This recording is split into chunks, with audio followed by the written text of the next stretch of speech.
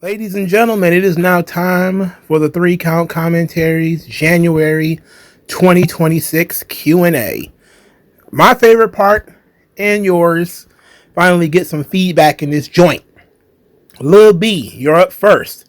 Do you think we will get a Bianca Belair heel turn at some point when she returns?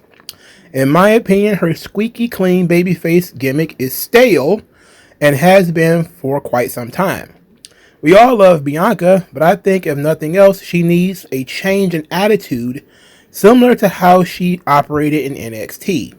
She doesn't have to shit all over the fans, but she definitely needs to gain some of her edge and attitude back. Do you think it will happen? And if it does, do you trust WWE to book it properly? Well, that last part is the problem here. That last part is the problem.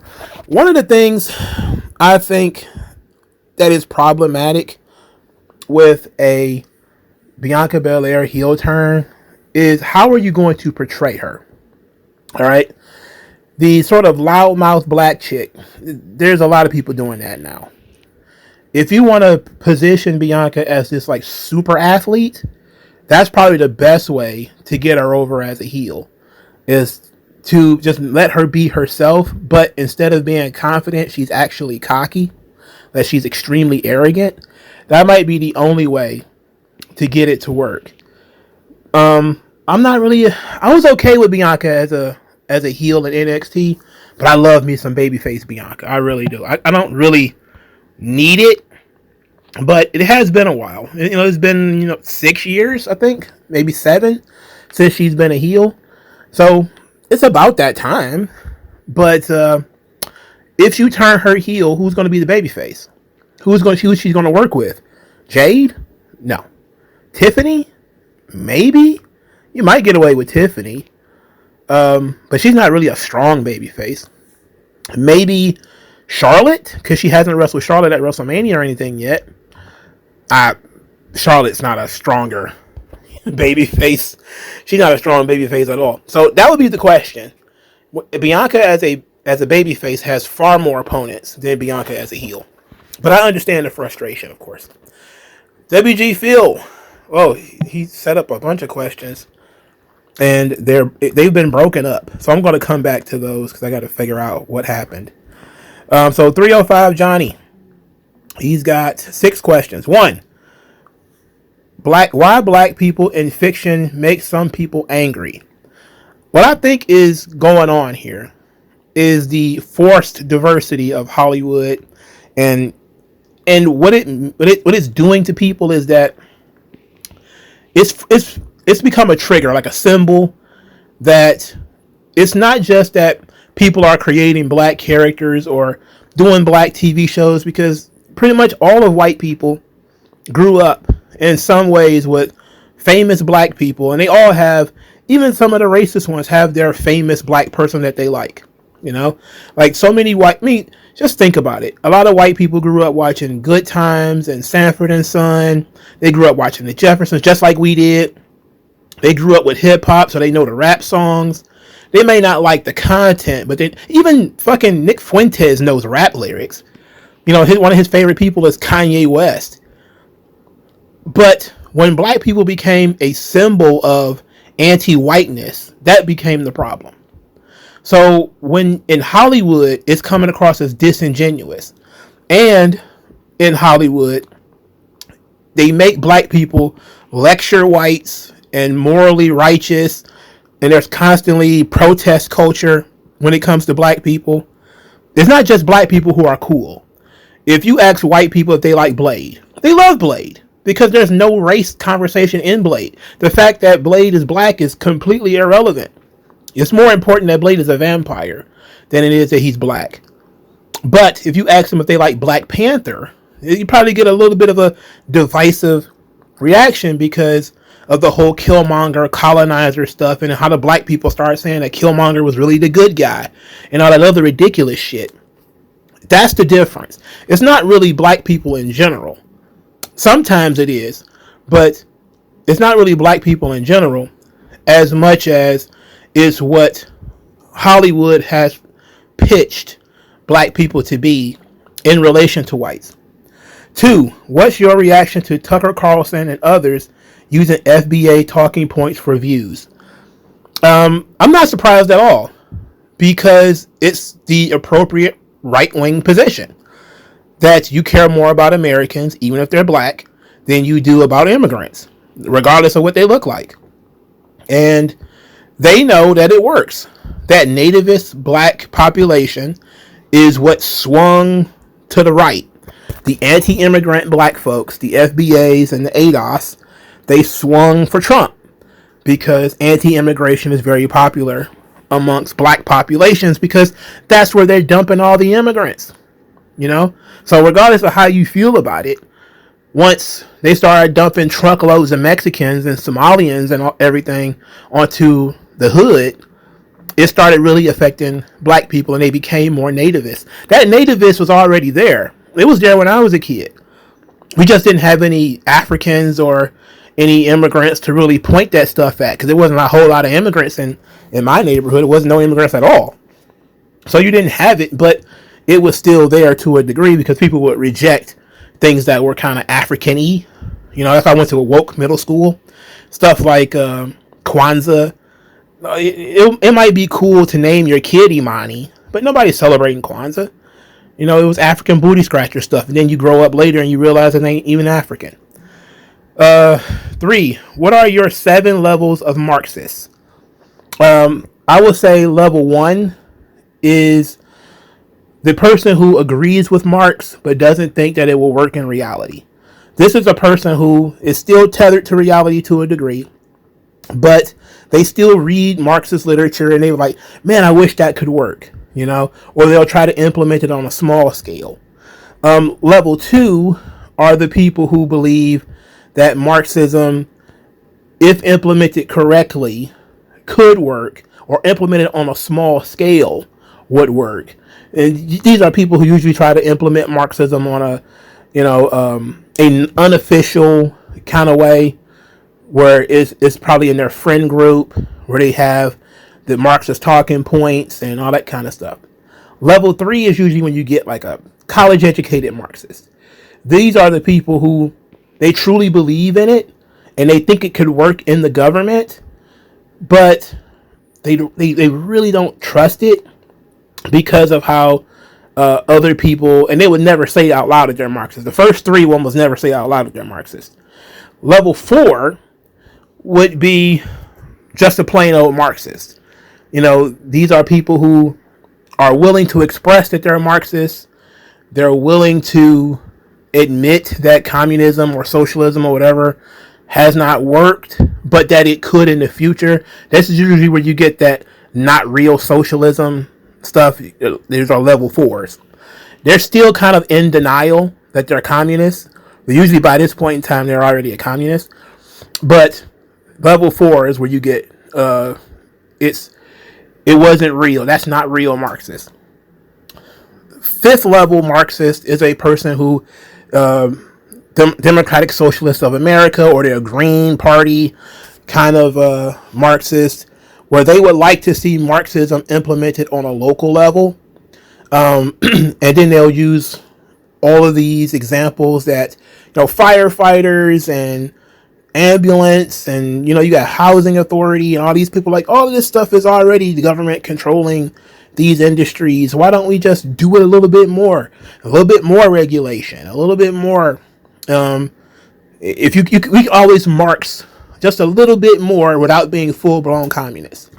6th level is the open communists.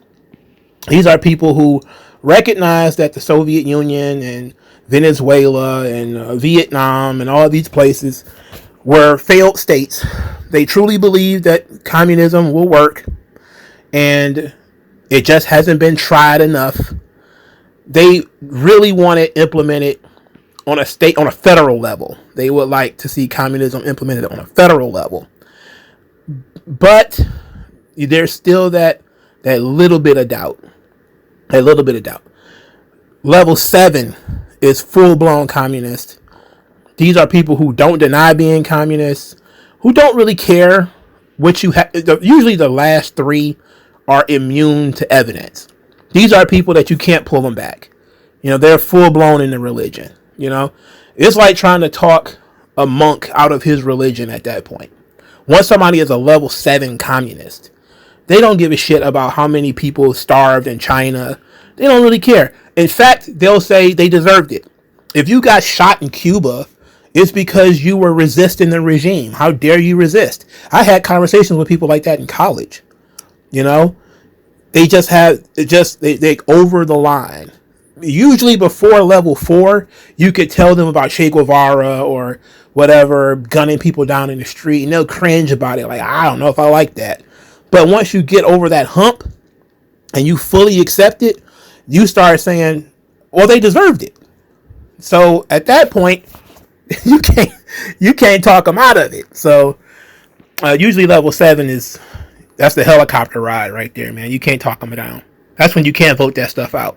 Some of that stuff you see going on in some of these states right now, they're getting near level 7 communism, and you can't vote it out. You just can't get rid of it any other way outside of violence. 4. What is your favorite true crime documentary that interests you? My favorite true crime documentary. There's a documentary on YouTube about the Trayvon Martin hoax. I like that so much I watched it twice. There was some more. I used to watch a couple with my girlfriend, because she's really into something about women and true crime. They really like that stuff. But that was one of my favorite ones with the Trayvon hoax. I don't know if it counts as true crime, but it kind of does. There was also some episodes of like American Greed, or I love mafia documentaries too. Like there was one about the real Serpico. There was one about the real Henry Hill, from Goodfellas. Those are some really good ones. Like the things about the mob and stuff. Those are usually pretty good. 5. Will you be interested in making your own 7 levels content on your channel? I thought about it.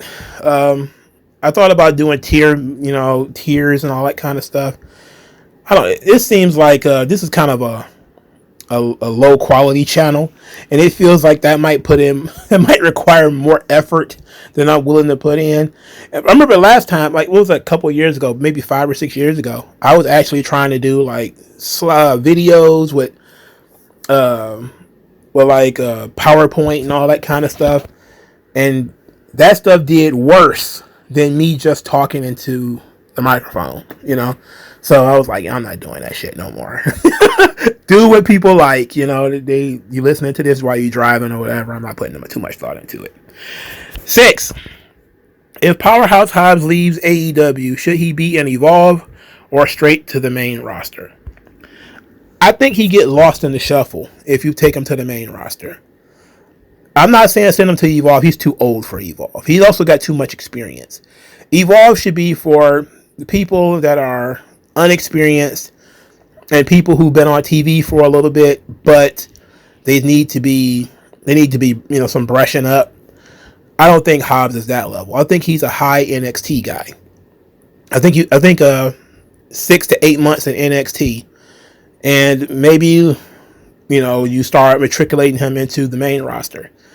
But I definitely think he's an NXT talent. That's when you can see really what you got. Because if you put him on the main roster and it don't quite work out, then you end up with a Jade Cargill situation where you just kind of stuck with the guy, and you're not really sure what you're going to do with him. Big Armada has 3 questions. 1, is there any reason why WWE doesn't do coming vignettes for NXT talent who make it to the main roster? I think the anticipation will help them get over. Well, they're doing it for Obafemi, but they're not doing it for anybody else. I don't know why. I don't know why they stopped doing that. It does build anticipation, and people want that anticipation. They just don't want it to go on for too long, like, Veer Mahan. But yeah, everybody knows these things work. These are basic things that work. I don't understand why the company won't do them. They're just lazy, pretty much. 2, do you see wrestling getting better in any capacity across the main companies this year? Primarily WWE, TNA, AEW, or New Japan? Well, I tell you this, TNA and New Japan ain't got no choice. Okay, they got to get better because it's terrible right now. TNA, they're so bad, they don't have a choice but to get better. New Japan are losing a bunch of stars. They don't have a choice. You know, they don't really. I mean, WWE could always do better, and AEW could always do better. Nobody's perfect. Nothing's perfect, but they have decent rosters.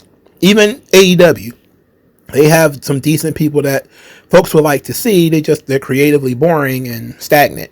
Same thing with WWE. But you talk about talent, interest, TNA and New Japan, boy, they're in a tough spot.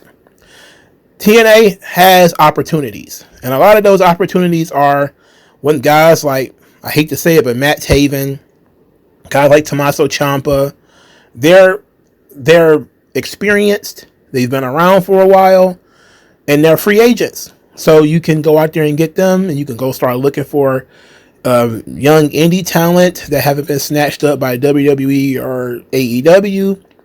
New Japan has a dojo where they just make talent. So there's always a chance that somebody could catch fire. But TNA is not going to catch fire with the guys I just mentioned. Like, it's not like Ciampa's going to come in and pop the territory.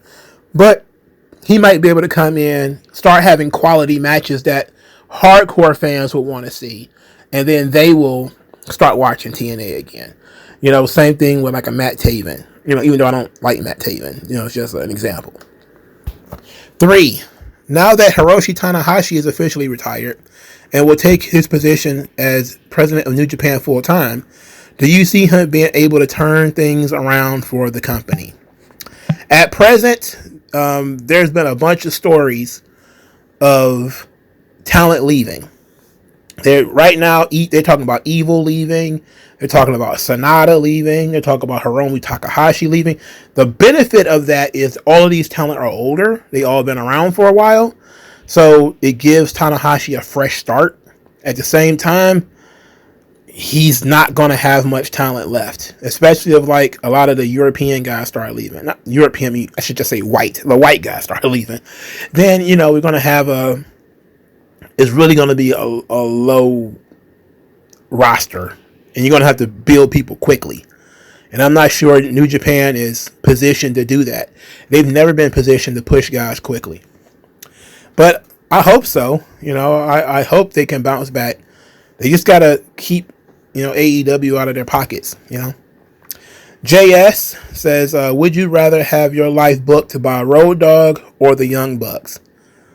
Oh, I'd probably say Road Dogg. Road Dogg, maybe. You know, Road Dogg sucks, but the young. Have you seen like Being the Elite? Oh, whew. Oh my goodness. I don't know, man. That's pretty bad. Mino says, what are your thoughts on the state of modern Dragon Ball? Well, I think Dragon Ball Diamond was a skip. And I think that for a Dragon Ball property that had so much fan service, the buzz for it died out pretty quickly. I think that the franchise will always be successful because there's always going to be people who are interested, and eventually they're going to make more movies and all that sort of stuff too. It's going to be difficult without Toriyama's direction. And I'm sure that right now, that is what's the problem.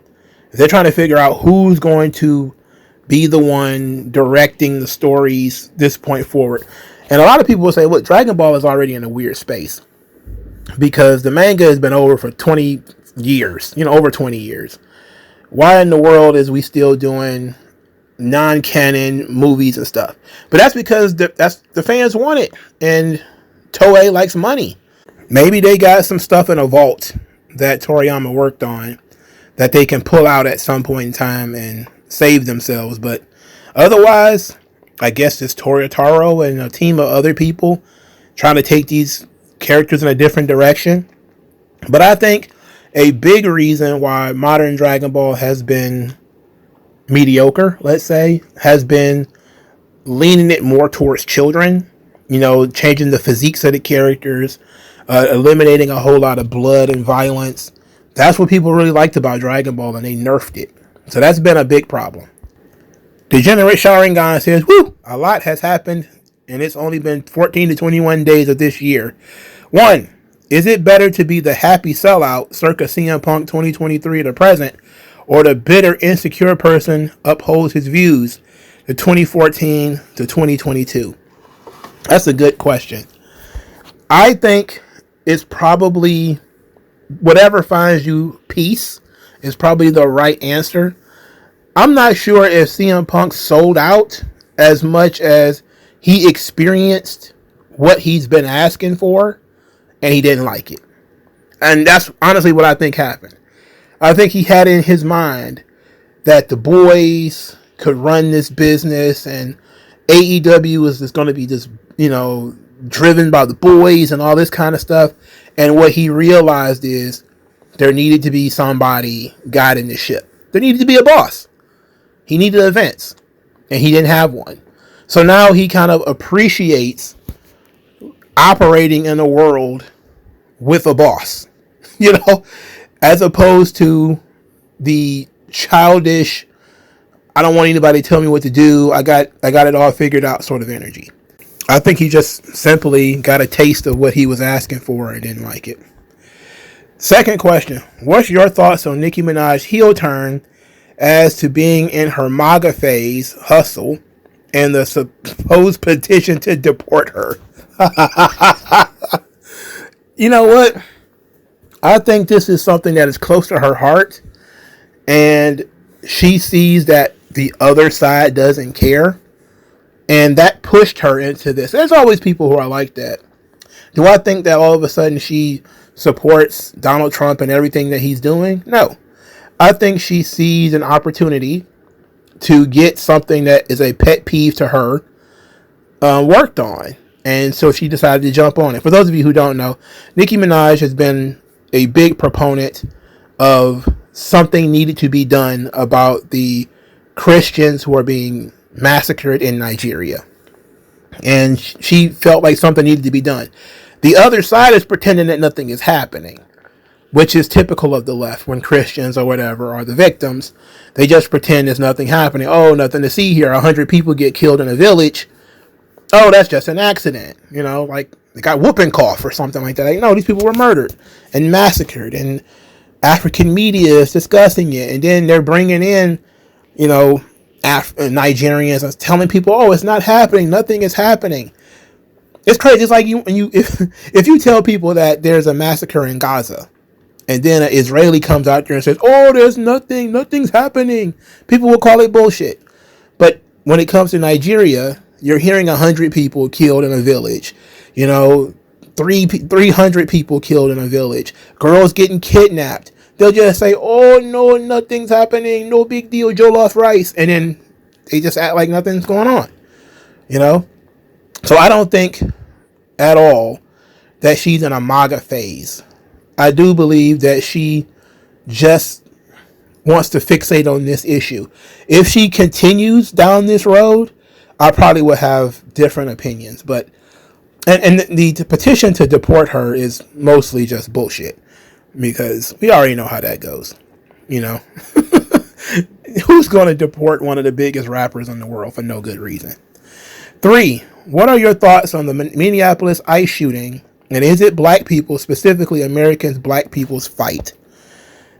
To be fair, it is, because it's your tax dollars and it's your population that is being overrun with illegal immigrants. With all this fraud going on, this is black people's money. Black people pay taxes in Minneapolis and St. Paul, and the Somalis are soaking it up from, fraud. Now, the shooting. I've purposefully stayed away from talking about the shooting because I don't generally support law enforcement, but I also don't widely condemn law enforcement. I understand that law enforcement must exist. My thing is force begets force. The more force the government applies, the more force they get back in return. So I think that the police should get as physical as little as possible, only when absolutely necessary. In this situation, having watched the video at every angle, the guy really didn't have much choice but to shoot that woman. I mean, she hit him with her car.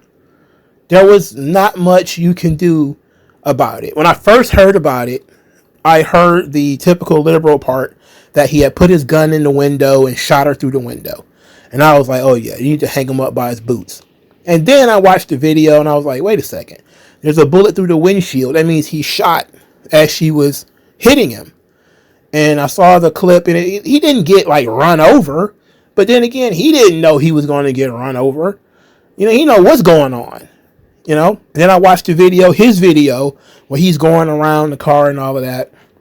And I was like, look, this guy ain't asking for no trouble. He's recording. He's not even engaging with them. He's not arguing with these belligerent women. He's just recording them and going all the way around. And then suddenly this car is coming in his direction. And he just acted naturally and boom, and shot her. I think it's unfortunate, And I think a lot of people are being disingenuous about this situation. There's certainly been shootings that were not valid, but this one was. The fact that he got out of it pretty quickly is a blessing, because he could have just gotten thrown over. 4, is Booker T really a sellout C-word that defends racism in WWE, as what certain content creators are saying? I think that when it boils down to is Booker T calls his balls and strikes as he sees them, as most people does. I think that he doesn't have the experience that other people had. He had different experiences. Booker T has talked a lot about facing racism in pro wrestling, but specifically, in his early days at WCW and when he was on the Indies in Texas. So a lot of that is what colors his opinions. And if he's not, having that experience in WWE, I don't see why he should validate other people's experiences or invalidate them. He's just telling his own story. I can't tell people what they did and did not experience. I can only say, looking at the totality of evidence, people are exploiting the race question. And therefore I don't really buy into a lot of race narratives. And I think Booker T doesn't either. He knows the people that they're talking about, And I think that also a lot of people want Booker T, like they always do. They want black people to fall in line and do as you're told, and everybody should have one brain and be in lockstep on everything. And he typically backs out of these situations and does his own thing. 5, who would you say that are some actual left-wing grifters on social media? I think a lot of left-wingers are grifters. They're in it for the money, mainly because they don't have principles. And what I mean by they don't have principles, what I mean is you don't know what they stand for. They stand for whatever the Democratic Party says today. The kind of people who are 100% in on Ukraine while also saying that borders don't matter. They call you if you're a nativist and you're making blood and soil arguments, and then they'll say that the people of Gaza or the West Bank are the real occupants of this territory. It's like, come on, you gotta be serious. People like Kyle Kulinski, David Packman, what's that black dude? I forget what his name is. He got into it with the Hodge twins earlier this year. He used to be a conservative, and then he read a book by Dr. Joy DeGruy, and all of a sudden he's like a black radical. Like, get lost, nigga. Nobody believes that. So you were a grifter the whole time. But the people who just, it's one thing to respectfully disagree with people. It's another thing for them to just be fake and phony, and they don't have any legitimate criticisms. They just squawk the same stuff. And a lot of the big left wing commentators are like that. They claim to not be Democrats, but everything they talk about is what the Democrats would like. 6, sources are saying that WWE is moving back to signing independent wrestlers than going from young college athletes. Wrestling fans are happy about this. Why do you think wrestling fans don't like young college athletes from other sports when history says otherwise? I think that Wrestling fans deep in their heart still believe that WWE is the big time and that people should deserve to be there. Even the folks who claim they hate WWE, they still see it as the big time and that a lot of college athletes and those people don't deserve a spot. That WWE cheapens itself by being open to people with no experience. And that people who work 10, 15 years on the indies deserve to be in WWE. They deserve a spot at WrestleMania. They deserve to be champions and all that sort of stuff. They believe that. You know, in their heart of hearts, they truly believe it. That's why they're so happy about stuff like AEW and in the past TNA, because then they can pretend that these things matter. You know, like, Christian Cage, he was a big star or whatever. He deserved to be WWE champion, and WWE never did it, so TNA did it, and now everything's okay. No, I don't think so. But that's my view anyway. 7. Have you heard about the Anton Daniels and Corey Holcomb viral situation? If so, what are your thoughts on it? It's an interesting. I don't know what they were arguing about because I didn't watch the entire thing, but it seems to me that at one point Corey Holcomb got a little bit too aggressive, and then Anton responded with that same energy. He might even have escalated a little bit. And then Corey Holcomb got into his personal space, and I'm surprised he didn't fight right there. But both guys have too much to lose to get into fights. And plus, Corey Holcomb is almost 60. He's not going to get into a fight with this young dude. It's just one of those things that I think sometimes, and this happens to Brandon Tatum, like it happened to him. I forget who he was talking to. Maybe it was Maj Toure or somebody like that. No, it was Hotep Jesus. What happens is they allow themselves to get trolled because their blackness starts getting challenged. So when you're a black conservative, you want to prove that you're a real nigga. So all of a sudden, you start responding to challenges aggressively.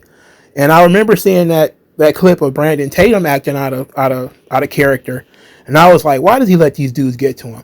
And Hotep Jesus knew he was going to do that because this happens all the time with black conservatives. They will get trolled. They'll get nitpicked. They'll talk about how you got white masters, you got a white boss, you kissing white ass, etc., etc., etc. They'll goad you into acting out of character. They do it all the time. So this was nothing but more of that. It happens to black conservatives way too much. They should know better by now. All right. Mid-range. He has a question. What do you think about Hobbs joining WWE? Will he help Saints regain the title or a Rumble appearance? I don't think enough people know him for a Royal Rumble appearance. I think it would be better for him to show up on NXT and to team up with Ricky Starks. Was this Tranquility? If The Undertaker actually rejected Mick Foley's plan to start at the top of the Hell in a Cell and had a hardcore match inside the cell as planned, would have impacted both Undertaker and Foley's careers from a legendary standpoint, or at that point in their careers were legendary enough without the match. I think it took them both to the next level.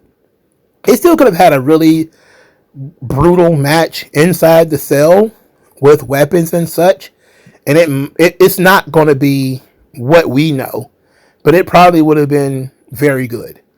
But I think it would definitely affected their careers because that bump that Foley took, he was already a legend, right? But that made him just an ungodly superstar. And the same thing with Undertaker too. Like, I think that spot off the top of the cage is something that if you take it away from them, they're both diminished a lot, quite a bit actually. DeAndre Dukes. He has, 4 questions. 1, which men and women do you see being a breakout in 2026? I think AEW is going to force Kyle Fletcher into the main event in 2026. I think he's finally going to break through. If they don't do it this year, then they're just stupid, right? Same thing with Brian Breaker. I think eventually we get that Brian Breaker championship run this year. I think Dominic Mysterio becomes a regular main event guy in 2026 as well. Now, I think those are 3 slam dunks because they're already on the edge as is. So I think that's like the major ones. 2, what's the average do you want from TNA or AMC? Well, looking at the number that they got, which was like 173,000, I think a solid 100,000 is okay. You know, you would like for it to be higher, but they have to build their audience. They're going to have to build. You know, they're going to have to grow, not show. 3, your thoughts on recent news already in 2026 dealing with ICE and celebrities. I think that ICE is not doing themselves any favors. They're supported by the government, so they kind of have a fuck it, we ball kind of situation. I think celebrities like to virtue signal, so they're going to continue virtue signaling. 4, is Ava a worse GM than both Mike Adamle and Brad Maddox? She's not as bad as Mike Adamle. Brad Maddox, he was okay. He's kind of a shit-eating guy. I like him. All 3 of them are worse than the computer, though. The computer was better than all 3 of them. Imagine AI taking their jobs. Cardi Cartoons has 3 questions. 1, what is your favorite wrestler from each company? WWE, AEW, TNA, and NWA. Well, NWA is easy because it's Thrillbilly. TNA, currently, I would say Santana because I've been a big fan of Santana for a long time. So I think that would be an easy slam dunk answer. AEW, I should go cheap and say Bobby Lashley because clearly I'm a big Bobby Lashley guy. But I was also a Swerve guy. I think Swerve got a little bit of an ego, which kind of doesn't really help matters. But I was a big Swerve fan, so I wouldn't say he's my favorite. Hobbs was my favorite in AEW, but he doesn't work there anymore. So maybe Swerve, maybe MJF. I probably would maybe MJF, I guess. WWE is probably a toss up between Obafemi and Braun Breaker, I think. 2, what is your favorite era of TNA? Ooh, this is a good question. I like the 2005 to 2008 era. Maybe 2004 to 2008. That era where they started really bringing in guys, but it wasn't saturated. You know, before they really got ridiculous. You know, the early days of TNA is too much Russo. And then they brought in, you know, Christian and Kurt Angle, and some really good stuff was going on with Samoa Joe. Like, we were cruising at that point. We were doing pretty good. And then, you know, 2008, I think that's when Nash and Hall came back. And they were doing the old Kings of Wrestling stuff. Well, they were doing the Kings of Wrestling in 2004. But I think they came back around that time. And that just opened the door for Hogan, which was like a year or 2 later. I couldn't stand that. 3, have you seen any final deletion stuff in TNA? Yeah, I watched all of the cinematic matches. I think the first one was the best. I think easily that first one was the best. Mr. VXG, what life advice would adult Mongo give young Mongo? All right, so that's a good that's good.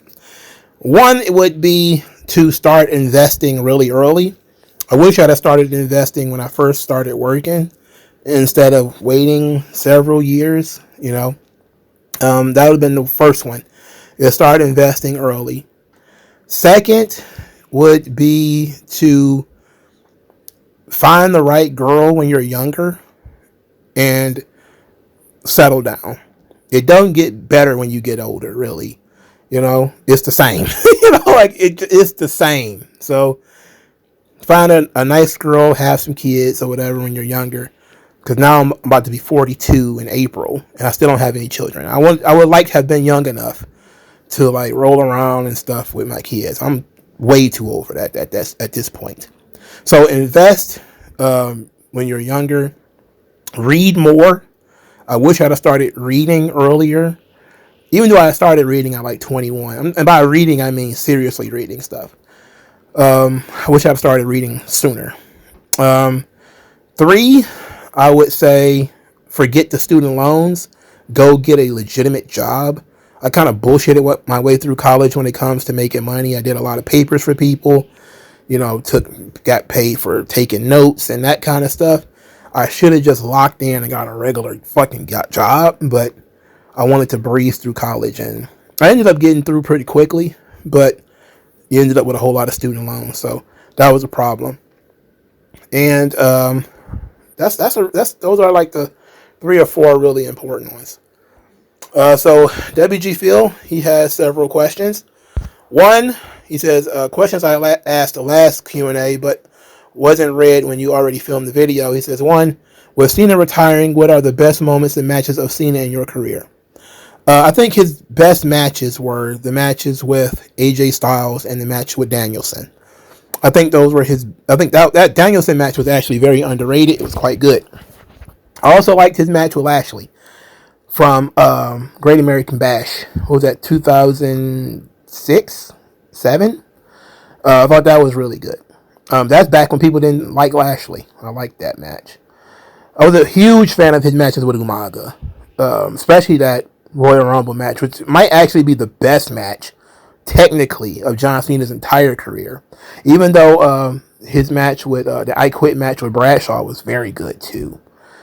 In terms of moments, his return at the Royal Rumble, the return at Money in the Bank, what was that, 2023, I think, was because it came out of nowhere. I love that. That was great. One of my favorite John Cena segments is with him and Jerry the King Lawler were cracking jokes on Vicky Guerrero, and they were going back and forth between the two of them. That was fantastic. I think he said she was so fat she wakes up in sections. Bruh. That shit was great. 2, with Cena confirming he wanted 230 dates, but only got 36. Did Triple H TKO want to push him off as soon as possible, or didn't want to pay him for 230 dates? Obviously, he wasn't wrestling all of the dates, but wouldn't the heel turn have had at least a better story with more dates? What I think, when you look at it, it wasn't possible for him to make 230 dates because they probably didn't work that many. They got rid of house shows. So 230 dates would have included house shows. They didn't have a whole lot of house shows in 2025. So he never would have gotten to 230. I think he wanted 230, but they likely didn't want to pay him for it, for starters. And second, they wanted to increase ticket prices when he did appear. So that's why they did that. And they only wanted him to show up on TV and pay-per-view so they can raise the ticket prices. I can almost guarantee you that's what happened. 3, do you think if Cena was turning heel, he should have led a faction like Division? It would have been interesting to have Cena handpick his own successors. Like, that would have been interesting. For him to reject the WWE chosen successor, like Roman Reigns, and Cody Rhodes and those guys, and to say those guys are nothing. Cody Rhodes was my chauffeur. This is going to be the real guy that's going to be a star in the future, which I thought was kind of the direction they were going with Logan Paul. But it would have been nice for Cena to do that. It would have been nice for it to be Austin Theory. Could you imagine that? If after Cena destroyed Austin Theory on a promo, he then turn around the next year or two and then say that Austin Theory is going to be really the future. He's the guy that's going to be a star, not Cody. Brian Breaker is going to be a star, not Cody. These guys are the ones who got it. Cody doesn't have it. Cody is Stardust. He's nobody.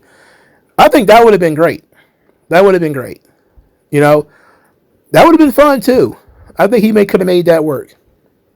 4, are Edge, Cena, and Lashley being pushed out for being Vince top guys, and Triple H is going out of his way to bury Vince creations if they are competing talent? I think that's part of it. I think part of it is they're Vince guys. They worked in that system. I think another part of it is, I think also when you look at any sort of change, when a new boss comes in, a new supervisor, they want to do things their own way. And the first people who are going to resist are going to be the people who made it using the previous boss system.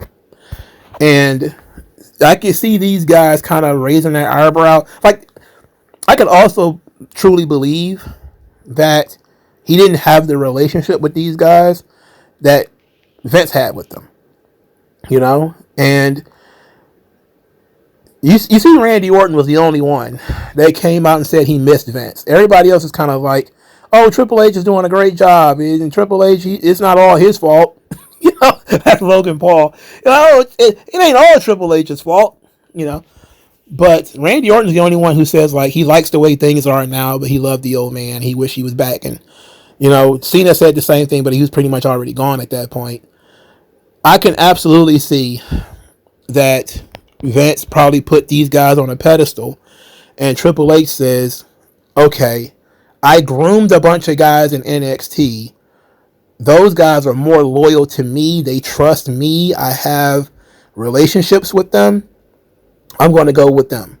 And then CM Punk was kind of a toss-up, and he's a little bit more, let's say, grateful for this opportunity because Vince was being a little unforgiving with Punk, and Triple H was a crash pad for that hoe. So that's the way I'm looking at it, at least. All right, he's got more questions that was put in a separate section. He says, I think I grew out of wrestling after Cena retired. Tickets are absurd. The product is stale and boring. The library being stretched to different platforms. What happened to the game I love? Why the tiny hats and Triple H, triple nose ruining WWE? I honestly don't think they know what they're doing. I think that part of Vince McMahon having a tyranny over the company is that he's the only one who knew how it works. And now Vince's position is being split among separate people. Like Vince was the CEO and head of creative, right? Now it's Nick Khan and Triple H. They split his job up. But Nick Khan is the guy over in TKO, so he's making all the decisions. He's probably the one tinkering with the tickets, him and Mark Shapiro. They're tinkering with the ticket prices. They're probably the ones calling The Rock to get involved with creative and all that bullshit. They couldn't do that with Vince, But now they can do it to Triple H because he's a lower on the totem pole kind of guy. So I will say Logan Paul is right. It's not all Triple H's fault because the bosses are pushing buttons. They're coming in and adding salt to the soup. And then if they over salt things, they just kind of like, well, it's Triple H's soup. He's the one who made it. And you'd be like, wait a minute. What's happening here? But as long as they can come in and push buttons on creative, if they're the ones, and I think Mark Shapiro is the one who said it, he's the one limiting them to 5 matches per show. You know what I'm saying? So, and loading up the commercials. This is TKO doing that. It's not exactly Triple H doing it. And I think it's fair. But the Tiny Hats just doing what they do. They're in debt. They went into debt to buy WWE. This is the first time ever I think WWE's in debt. And it's because it's TKO bullshit. 6, in hindsight, should the story be finished or never finished at all? Both of Cody's reigns are just Rey Mysterio, Eddie Guerrero reigns without the entertainment. I think finishing the story was the right move. I think that they really didn't have a plan for afterwards. That's why when you have a really good story and you put the end, people are they question a sequel, right? If they would have done what they should have done, which is immediately started looking at Randy Orton and Cody as this is going to be the thing, especially if you were going to have Cena turn heel, but they didn't know they were going to have Cena turn heel. But if they would have had Cody feud with the previous generation, he beat Roman, which is not really the previous generation, but you can say that. You can play that card. And then he fused with Brock. Then he fused with Orton. Then he fused with Cena. I think you establish him the same way you have Stone Cold Steve Austin feud with the previous generation. You feuded with, Shawn Michaels. Then you feuded with Bret Hart first. Then he feuded with Shawn Michaels. And he feuded with Undertaker. And then he just kind of progressively made his own thing. And then him and The Rock redefined it. you could have done the same thing with Cody, but you would have had to take your time and see if you really wanted Cody to be this top guy. That's what you should have done. And you could have said, well, who is from technically Cody's generation, but are kind of on the fence? And I think Drew McIntyre is one of those guys. And when they brought CM Punk in, he should have been one of those guys who should have been seen like Punk and Brock and Roman and Cena and Orton. These guys who were around in 2012, 2013, even though Cody was there, he wasn't on their level, you know? And that's what happens when you got a guy who grew up behind all of these dudes. They should have to put him over so that they can go, so he can go to the next level. They didn't do that though. They had Cena put Cody over. They did have Randy lose to him, but it wasn't a feud. They did a short feud with Brock, which really helped Cody, I think. But it should have been really, let's make this guy, you know. But they was going into too many different directions, and they was also trying to do something with Seth Rollins, and it just got messy, to be honest. I mean, they had Edge there too. Edge is from the Cena, Orton, Brock era. Why didn't they have Edge put over Cody? You know, like there's a whole lot of things they could have done that they chose not to do that could have really stabilized Cody as a guy who's redefining this era, but they chose not to. I mean, it's very weird. Darren Miles, he's got 7 questions. 1, what does Cody Rhodes' American Nightmare even mean? I think he's just an inverted American Dream, you know, and I think that's pretty much what he's going for. Is instead of being the son of a plumber, he is the son of a superstar. So it's just an inverted Dusty Rhodes. 2, what got you into New Japan? Me personally, when I first started watching Naito and Shinsuke and AJ. What got me into New Japan was the dirt sheets, because I used to read the dirt sheets. So, and obviously, like I said, I was a moron in the past. I used to just, whatever Meltzer said was great, that's what I was watching. And a lot of that was Japanese stuff. I really started paying attention to it when AJ got there. That's when I really started like locking in on New Japan and watching it regularly. Before that, I was just kind of watching matches here and there. 3, and now I'm back to just watching matches here and there, really. 3, I'm updating my music taste. I've already bought a Miles Davis Earth, Wind, Fire album. Do you have any suggestions? What jazz or funk album should I get? Maggot Brain by Funkadelic. It's a classic. I guarantee it. It is extremely good. Now, jazz. Oh, that's a tough question because all jazz sounds the same to me. I like jazz samples, but I never really even though I have sat down and listened to like Miles Davis' entire discography, it just didn't stick with me. But funk is more my thing. Street Songs by Rick James. It's a good one. It's a good funk album.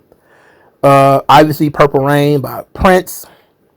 The Prince and the Revolution, I think it's in 1990, 1991. I think it's a double album, if I remember correctly. There's a lot of Gap Band and Zap stuff that you'll probably really like too. Especially if you like Earth, Wind, and Fire, you probably really will like Gap Band. Same thing with the Ohio Players. You should probably really like them too. It's kind of a R&B-ish, but they have those funk elements in there. I Want You by Marvin Gaye. So it's got funk elements in there, and you will really like it. So I think that's good.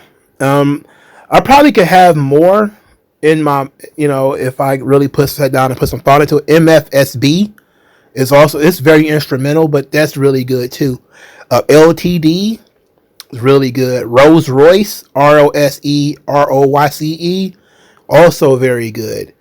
Atlantic Star, it's just so many like funk R&B bands that are just really fucking good.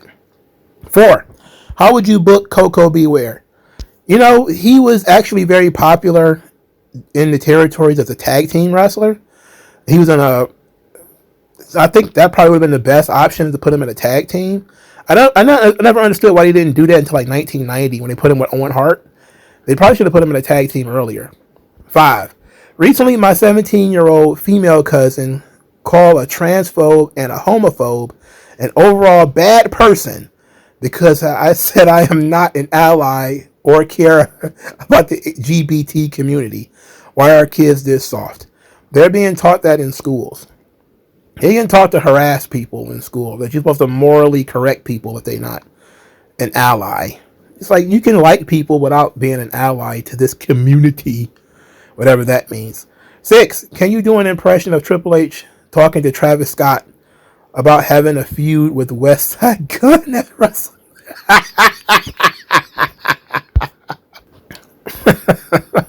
Okay, let's see if we can put this thing together. You see, we got Travis Scott. I can't do a West Side Gun. I'll have to do a Triple H, and I have to make it up from there. It's a deal so big, I got to bring you in on it. Got an idea? WrestleMania. What do you think? You, West Side Gun, battle rap, back and forth, 3 rounds, 10 minutes apiece. Then we do a big pull apart. We're going to bring in Smack. Going to bring in Beasley.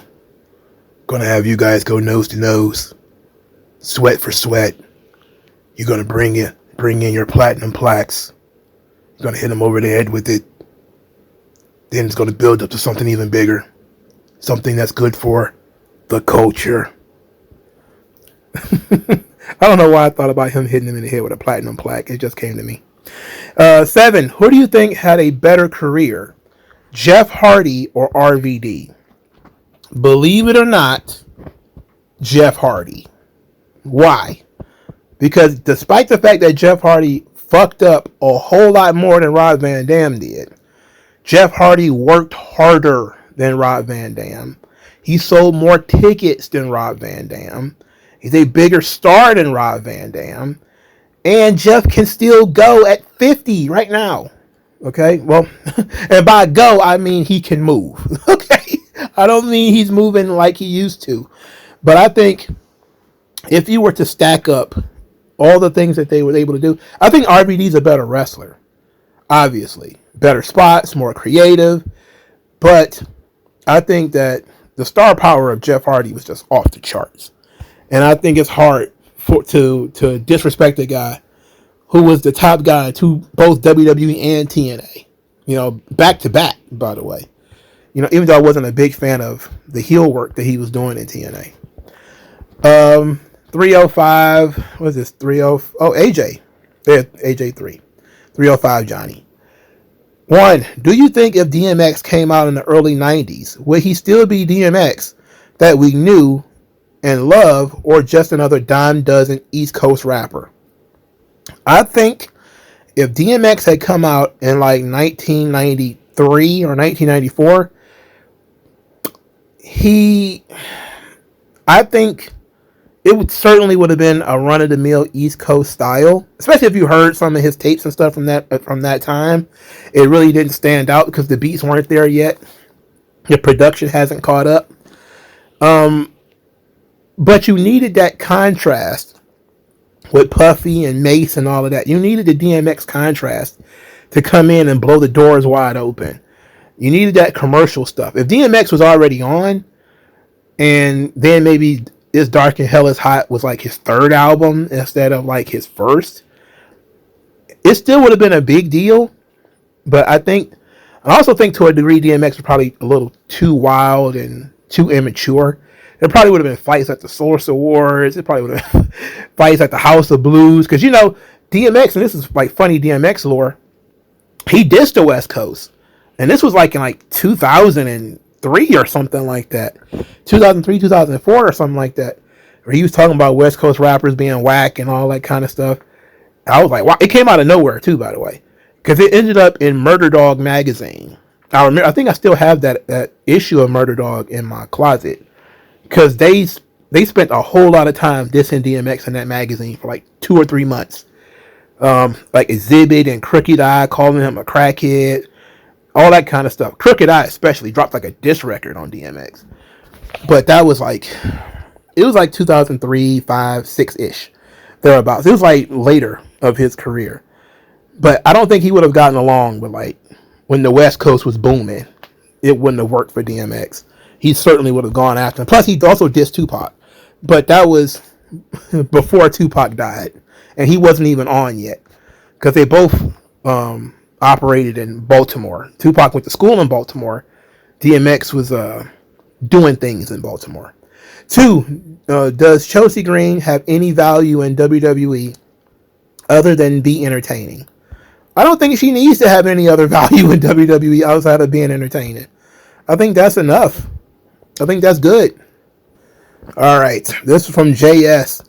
Would you rather be in the ring with New Jack, Kenny Omega dressed as Princess Jasmine, or Effie?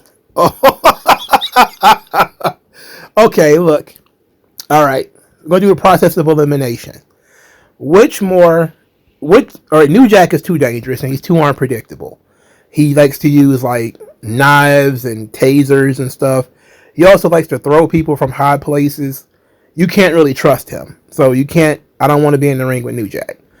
Effie is too sexual. He's too over the top. I don't want anything to do with Effie. If it's Effie or New Jack, I probably would go with Effie. Because at least I'm sure I could take him in a fight. Kenny Omega, of these 3, him just being dressed like Princess Jasmine is not enough. It's cross-dressing. I'm not a big fan of it. But he's not going to stick his fingers in my ass, is he? I don't want that. I don't want no part of that. As a matter of fact, now that I think about it, maybe New Jack was the right answer. Because Effie's going to want either jack off in the ring, kiss me in the mouth, or put his crotch in my face. Kenny Omega might want to put his fingers in my butt. And I can't. I'd rather get tased. So I'm not going to agree to go up to a high place with New Jack. So he's not going to yank me off of anything. So I can tell you this. He might stab me. But at least I ain't going to have somebody's sweaty nuts on my face. I can't handle that. I can't handle wrestling where it's basically somebody's barely disguised fetish. JS has another question. Do you think the next face of the company in WWE is on the main roster? Yes, and I truly believe that it's Braun Breaker. I think he has that potential. I also think Trick Williams has that potential.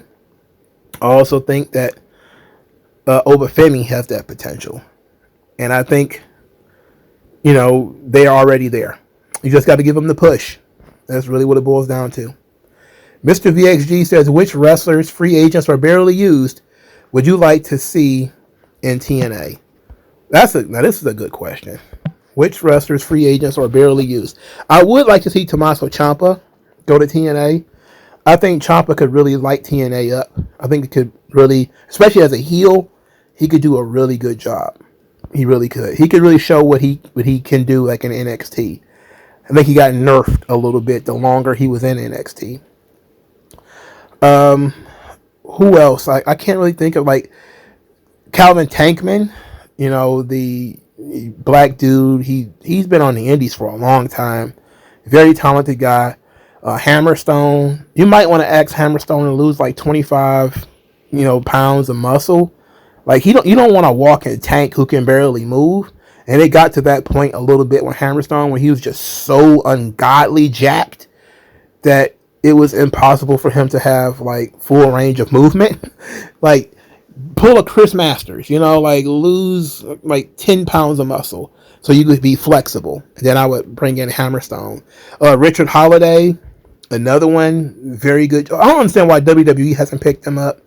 Also not really understanding why AEW didn't pick him up. But Richard Holiday's a really good one as well. If you can get him, like a Matt Riddle would be great too, but I think he's an MLW guy. I don't know how long he signed to MLW, but maybe you can't do it because of that. If you can poach talent, if I could steal somebody, Thrillbilly Silas Mason, the current NWA World Champion. The Page sisters from NWA. Hollywood Haley J, who has been working Juggalo Championship Wrestling. She also works in Game Changer. Go ahead and sign Shotzi Blackheart and Priscilla Kelly to long-term deals because you need names, and then you can bring in other girls that nobody's ever seen before to work underneath them.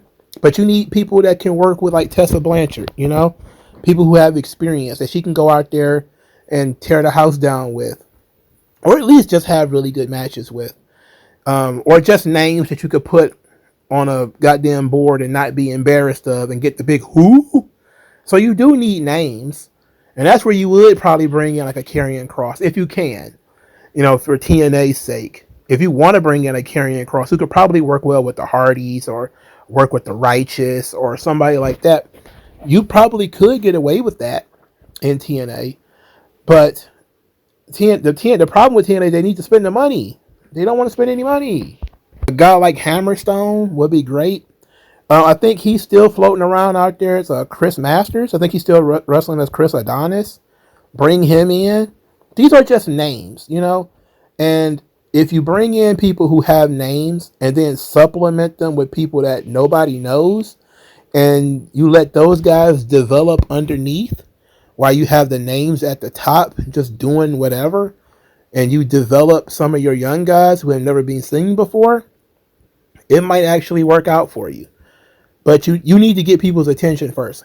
And unlike wrestling fans who want to see people they've never seen before, a lot of the people who are watching TV, they want to know, what happened to, this guy or this girl? She used to be on WWE, but now she's gone.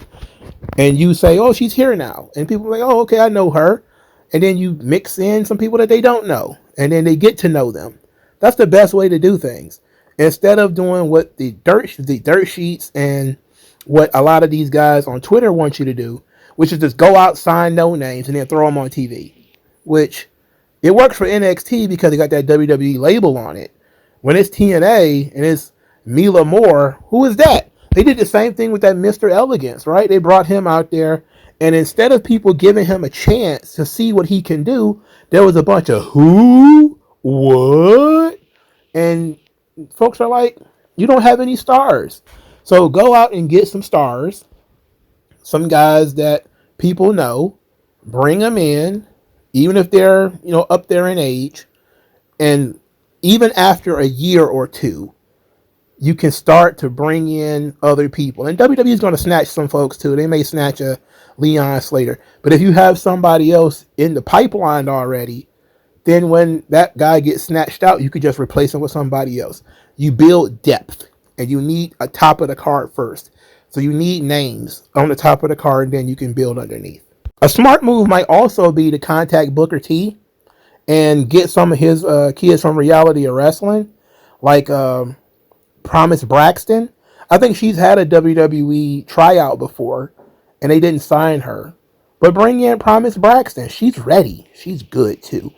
Booker T has a couple of girls on his roster, and I know that's a WWE system, and they try to funnel people into WWE NXT, but try to get them into TNA. He has a couple of like young tag team guys that you might want to pull on over to TNA for a little bit. Especially, I don't know if they're going to go live every week. It also depends on their taping schedule. If they're going to tape, do live and then tape, bring them in once a week. Let them work it in, and they could continue working in Reality of Wrestling. Make some deals with some people. You need talent. That's the weak part with TNA. Creative sucks, but creative can be fixed with great talent. You need the talent, and then you can fix with the creative. And the talent, if they're good, they can fix creative on their own, just through what they can do. But if you don't have talent and you don't have creative, everything looks like shit. All right, the grand finale of the Q&A, the return of Lispers Anonymous. Vince is visited by the ghost of wrestling's present, Keith Lee, showing him how the retirement tour is going, wondering where's Edge, why Cena is heel, and why Triple H is consulting Travis Scott to turn John Cena heel, and the prices of WWE shows. So I guess we should set this as like a Christmas. No, we're gonna do it. We're gonna do a different setting. You got Vince McMahon. He's in his condominium, his gigantic castle, fast asleep. Somebody's intern on the other side of the room, fixing her hair. And just imagine like jingle bells or something playing. It's Christmas time. And the old man is snuggled up. He's all warm and fuzzy. And he's asleep. And he starts hearing, Vincent. Mr. Vincent. No. Keith Lee? Mr. Vincent, sir. May I bother you with a vision of your current WWE product? No. I can't watch. It's too painful. I can't. But sir, you must watch. You must see what Nick Khan and Triple H have been pursuing in your absence. What has been afoot since your presence has been subtracted from this equation? No, grab my hand, Vincent. No, take my hand, Vincent. No, come with me. No, damn it! January 2025. John Cena has announced he's going to be in the Royal Rumble. Well, this is interesting. John Cena's going to be in the Royal Rumble. He's going to win it. Face Cody Rhodes at WrestleMania. I like it. I like that idea. Oh, do you? You think that would be the appropriate creative decision in this situation? Well, yeah, of course. It's common sense. What else would you do? I will show you what they did. Oh no. Main event, Jey Uso. I'm gonna. No, you must hold it, sir. I know you have an appropriate constitution for this matter, but let me show you this. February 2025. John Cena wins the Elimination Chamber. Well, that was gripping. That was thrilling. That's entertainment. And The Rock, he's in the ring with Cody Rhodes. Is Cody gonna sell his soul? Damn, I wish I would have thought about this. Wait, what is happening? Keep watching, sir. Why is The Rock doing that with his hands? Pay it close attention. No. Yes. No. Yes. John. Did John Cena just kick Cody Rhodes in the testicles? Yes, he did. Do you see what your love of interns has done to this business? Well, surely they have a great creative plan for this. They just needed the pop, sir. The pop? But what about the creative? What about the story? Where's the story? I shall show you where the story is. Who's that black guy? Is that Shelton Benjamin? No, that is a rapper named Travis Scott.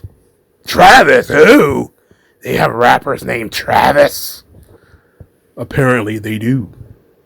Well, let me show you what happened at your beloved WrestleMania. What is that music?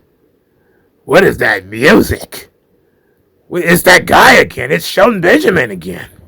Yeah, I told you his name is Travis. Travis? There's a rapper named Travis now? I thought we just went over this. Anyway, pay close attention to what is happening within the purview of your vision. Oh no. Get up, Cody. Come on. Where's your gumption? Where's your testicles? Where's your soul, Cody? Oh no. Did John Cena win number 17 as a heel? Well, yes, he did. We're off to a rousing start, are we not? Well, not exactly how I would have done it, but I must say it must be intriguing. Sir, do you realize that front row tickets to this WrestleMania was $10,000? $10,000? Yes. Only the finest celebrities can make it to WrestleMania now. No more children. But this is a PG product. It's for the kids. It is not for kids, sir. It is not. But let me show you how this thing continues on. Wait a minute. Is that Randy Orton? My God, look at his calves. He's monstrous. Yes, Randy's in quite good shape, I must say. He takes very well care of himself. And Randy Orton versus John Cena. One more time, I like that. That's good. It needs a little something extra. The last time ever, the Clash of the Titans. Well, they're just gonna book it, just those two guys wrestling each other. Okay. Well, shall we move forward? Because there is much to see, Mr. McMahon. I think I've seen enough. No, there is much more for you to experience. Wait a minute. I know that face. I know those baggy eyes anywhere. That's CM Punk. Yes, it is. They rehired CM Punk. He has been back for 3 years now. 3 years? Well, where the hell have I been? You have been chasing interns, while Triple H and his undiagnosed CTE have been doing this to the WWE. Oh, CM Punk. Wait, is that R-Truth? It is. Ha ha! I love R-Truth. Ha ha! He's always been a funny guy. R-Truth's gonna wrestle John Cena. That's interesting. That's entertaining. Ron can make anything work. John is going to wrestle R-Truth 3 times. 3 times? On a limited number of dates. On a limited number of dates? What? Why not? Where's Brock? Where's Drew? Where's Cody? Be patient, Mr. McMahon. We shall move forward in our story. Oh, Cody Rhodes. SummerSlam. Cody Rhodes versus John Cena. I like that. That's a rematch of WrestleMania. Yeah, I like this. This is good. This was great. Cody Rhodes, John, they gave it all. They left it all in the ring. This was good. But it is not over, sir. Watch closely. Oh, it's Brock. No, that's where he's been. Huh. I'm glad to see he's well. Looks like he's been eating. He's a good talent. I love that Brock Lesnar. But he's not going to wrestle Brock Lesnar. At least not right now. Then who the hell is he going to wrestle? Logan Paul. Logan Paul. I recognize that name somewhere. Yes, the skinny kid. Yeah, I like him. He's the viral superstar, internet thing, YouTube or something, Rumble or something like that. That's correct, sir. It seems that you are well aware of Logan Paul. Well, I've seen him. He's wrestled in front of me a couple of times. I probably fell asleep. But as we near the end of our journey, I would like to show you one more thing. It is the one thing you do not wish to see. Well, you see plenty I don't wish to see. But this, sir, I promise, will be most shocking. Well, what could it possibly be? John Cena's final match. Wow. This was special. I didn't get an invite. You did not get invited. How did that make you feel? Not good. It's rough. It sucks, actually. Well, who's he wrestling? Certainly he's going to wrestle, Edge is not there anymore. He's going to wrestle Brock Lesnar. Yeah, that seems to be the right move. Well, hey, wait a minute. Who is that? That's the big German guy. Why is John Cena wrestling him? The big German, he's Austrian, really. This gentleman won a tournament for the right to wrestle John Cena. A tournament? Ah, that's weird. Yeah, it was quite unorthodox, I must say. The match is okay. The match is not. It's going to wait a second. Why is John smiling? Well, he just tapped out. He just tapped out. Well, yes, he did. Oh, the whole arena, they're shitting all over this thing. Yes. Why is Triple H smiling? He's the only one smiling in the whole building. Yes. Hey, you're an idiot. What have you done to my company? What do you do? This must be a dream. This is a bad dream. This is reality, sir. This is not real. It is real, sir. Jey Uso did not win the Royal Rumble. He most certainly did.